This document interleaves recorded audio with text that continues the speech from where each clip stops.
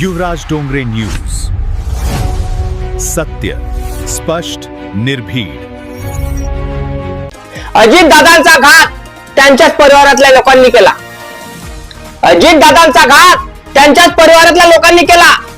हो हो, मी बरोबर बोलत आहे. तुम्हाला वाटत असेल काही पण बोलून राहिला तर हा व्हिडिओ पूर्ण बघा. अजित दादाचा घात त्यांच्या परिवाराच्या लोकांनी केला की अजून कोणी केला? का बीजेपीने केला, काँग्रेसने केला, शिवसेनेने केला, का त्यांच्यातल्या पक्षातल्या लोकांनी केला, का सुमित्रा पवारने केला? काय केला? का रोहित पवारने केला, का शरद पवारने केला? हा सगळा तुम्हाला व्हिडिओच्या माध्यमात कळणार. तर हा व्हिडिओ पूर्ण बघा. व्हिडिओच्या माध्यमातून तुम्हाला अजितदादाचा घात कसा झाला, काय झाला, कोण केला, काय नाही, सगळंच आपल्या चॅनल वरती दिसणार. तर नवीन असाल तर लाईक आणि चॅनलला सबस्क्राईब करायला विसरू नका, कारण रोखोक आपल्या चॅनल वरती बोलल्या जात. हक्काचा चॅनल आहे. अजितदादांचा घात 28 जानेवारी 2026 ला झाला. हे सगळ्या महाराष्ट्रातील, भारतातल्या आणि जगातल्या जनतेला माहित आहे. पण माझं एकच म्हणणं आहे, 28 जानेवारीला अजितदादाचा घात झाला, पण घात करण्याचं स्थान बारामती. बारामतीतलं विमानतळापाशी घात कसा झाला? विमान ब्लास्टने. ब्लास्ट कसं विमान झालं की त्याच्यामध्ये पेट्रोल वापरलं होतं. पेट्रोल म्हणजे पेट्रोलचे डब्बे ठेवले होते विमानामध्ये खाली ठिकाणी. कोणी ठेवले होते?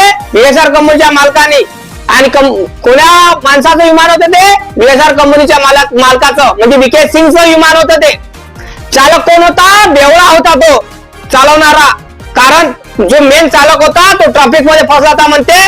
आता असं उघड आलं, देवेंद्र फडणवीसने सांगितलं की मेन चालक हा त्याचं पोट दुखत होतं, त्या कारणामुळे येऊ शकला नाही. खरं काय खोटं काय? म्हणजे महाराष्ट्रातल्या जनतेला चुत्या बनवण्याचं कारस्थान चालू आहे. असं तुम्हाला वाटत नाही का? आपला मुख्यमंत्री खोटा बोलत नाही का? काय वाटतं तुम्हाला? नक्की कमेंट करून सांगा. काय वाटतं? अजितदादाच्या घातामध्ये मुख्यमंत्र्याचा हात असेल का? प्रधानमंत्र्याचा असेल का? गृहमंत्र्याचा असेल का? अजितदादाच्या परिवारातल्या लोकांचा घात असेल? अजितदादाचा घातच झाला नाही. अजितदादा जिवंत आहे. तुमच्या मनात क्वेश्चन निर्माण झालेला असा आहे. हा व्हिडिओ स्किप न करता पूर्ण बघा. अजितदादाचा घात सतत 3 ते 4 महिने जवळपास होत आलेले आहे. पण घात करण्याचं ठिकाण बारामतीच का होतं? अजितदादा बारामतीलाच केले होते का? अजून कुठे गेले होते? आधी मनामध्ये हुक उडाली होती सोशल मीडियावर. अजितदादा सांगत होते मी बारामतीला चाललो, जातात पुण्याला, पुण्यावरून जातात पुणे बारामतीला. पण बारामतीला जातात पुण्याला डायरेक्ट जातात आणि तिथून डायरेक्ट बाहेर देशाचं तिकीट काढतात आणि बाहेर देशात जातात, असं लोकांनी सुचवलं होतं. पण हे खोटं आहे. अजितदादाचा घात झालेला आहे. अजितदादा मरण पावले आहे. पण अजितदादाचा घात कोण केला असेल, सविस्तर बातमी आपल्या चॅनलवरती मिळणार आहे. घात करणारा कोण असणार? बीएसआर कंपनीचा मालक, बीएसआर कंपनीचा चालक. अजितदादाचा घात व्हायच्या अगोदर तुम्हाला माहिती आहे अजितदादांना प्रेस कॉन्फरन्स घेतली होती. आणि प्रेस कॉन्फरन्स घेतल्यावर तिथं अजितदादांना म्हटलं होतं की मला माझ्यावर बीजेपीतल्या काही लोकांनी माझ्यावर संशय घेतलेला आहे, आरोप केलेला आहे की सिंचन घोटाळा हा अजित पवारने केला आहे.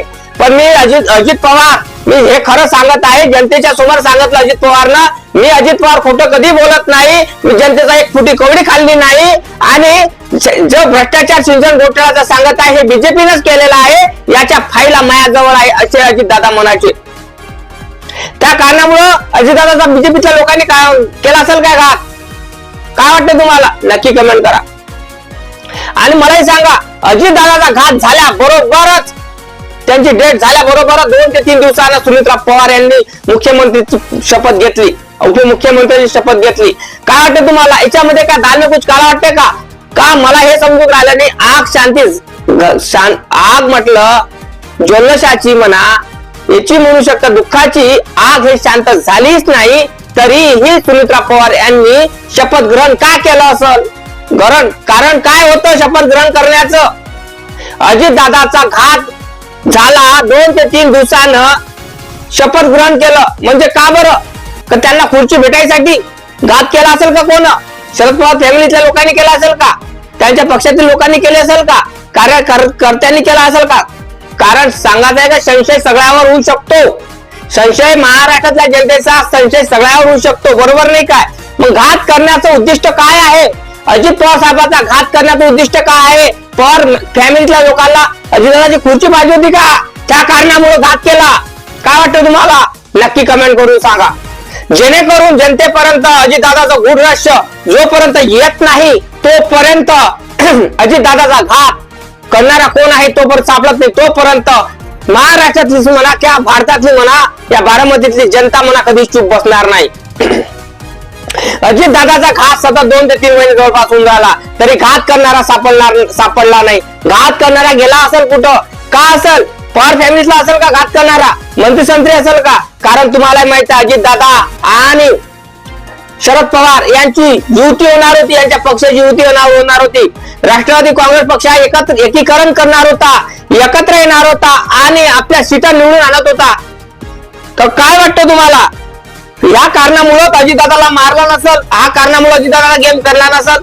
काय वाटतं नक्की कमेंट करून सांगा. कारण जनतेच्या मनात एक कारस्थान निर्माण झालेला आहे, प्रश्न निर्माण झालेला आहे.